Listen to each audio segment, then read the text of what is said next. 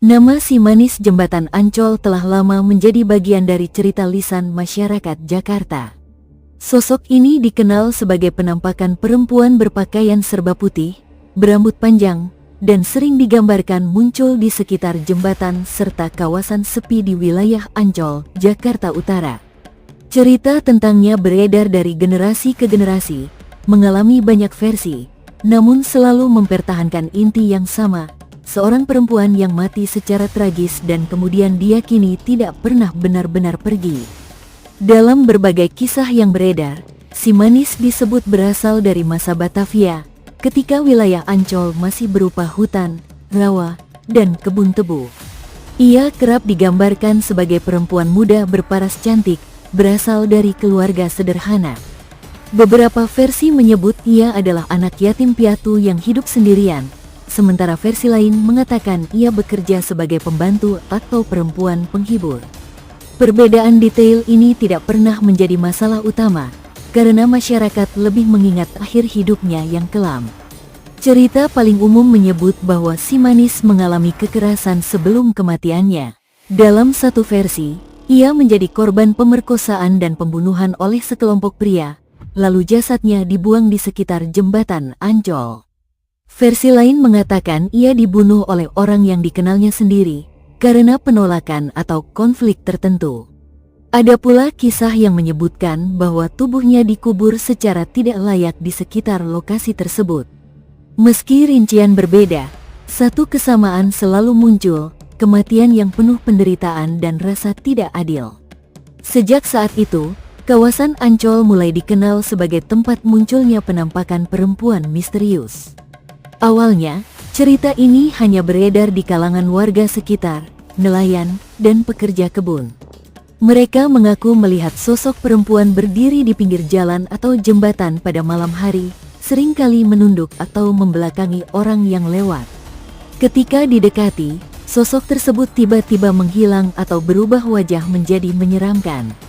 Pada era 1970-an hingga 1990-an, cerita si manis Jembatan Ancol semakin meluas. Banyak sopir truk, pengemudi ojek, dan penjaga malam yang mengaku mengalami kejadian aneh di kawasan tersebut. Beberapa mengisahkan pernah memberi tumpangan kepada seorang perempuan cantik berpakaian putih. Ia tampak pendiam, wajahnya pucat, dan tidak banyak berbicara.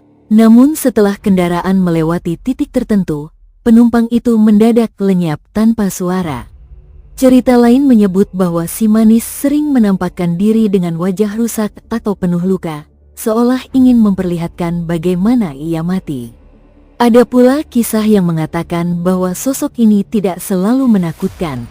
Dalam beberapa pengalaman, ia hanya berdiri diam, menatap dari kejauhan, atau berjalan perlahan di bawah lampu jalan yang redup. Justru ketenangan itulah yang membuat orang merasa tidak nyaman. Seiring berkembangnya kawasan Ancol menjadi pusat hiburan dan wisata, kisah si manis tidak ikut menghilang. Justru, ceritanya semakin dikenal luas oleh masyarakat urban.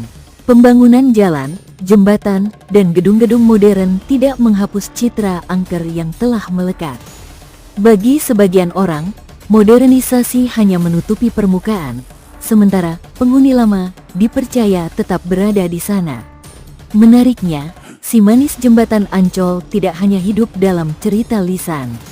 Kisah ini pernah diangkat ke dalam sinetron, film, dan berbagai program televisi yang semakin mengukuhkan posisinya sebagai salah satu legenda urban paling terkenal di Indonesia. Meski demikian, versi media hiburan seringkali menambahkan unsur dramatik yang berlebihan, berbeda dari cerita rakyat yang lebih sederhana dan muram. Dalam kepercayaan masyarakat, sosok si manis sering dikaitkan dengan arwah penasaran. Ia dipercaya belum bisa tenang karena kematiannya yang tidak adil dan penuh kekerasan. Beberapa orang meyakini bahwa penampakannya adalah bentuk peringatan, sementara yang lain menganggapnya sebagai manifestasi dari trauma kolektif masa lalu. Tidak sedikit pula yang percaya bahwa ia hanya akan menampakkan diri kepada orang-orang tertentu. Ada pula pantangan tidak tertulis yang beredar di masyarakat sekitar Ancol. Beberapa orang tua melarang anak-anaknya keluar malam sendirian, terutama melewati jalan sepi atau jembatan. Sebagian sopir mengaku memilih tidak berhenti jika melihat perempuan sendirian di malam hari, karena takut mengalami kejadian yang tidak bisa dijelaskan. Entah benar atau tidak, pantangan ini menunjukkan betapa kuatnya pengaruh cerita tersebut dalam kehidupan sehari-hari. Hingga kini, tidak ada bukti konkret yang dapat memastikan keberadaan si manis jembatan Ancol. Tidak ada catatan sejarah resmi yang secara pasti mengonfirmasi identitasnya.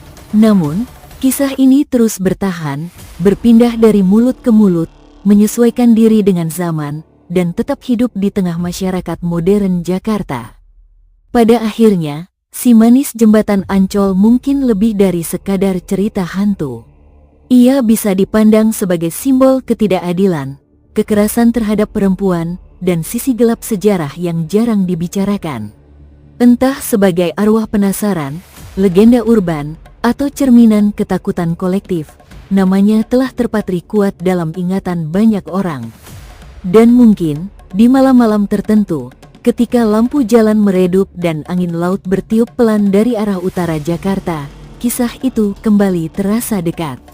Bukan karena sosoknya benar-benar muncul, tetapi karena cerita tentang si manis jembatan Ancol tidak pernah benar-benar pergi.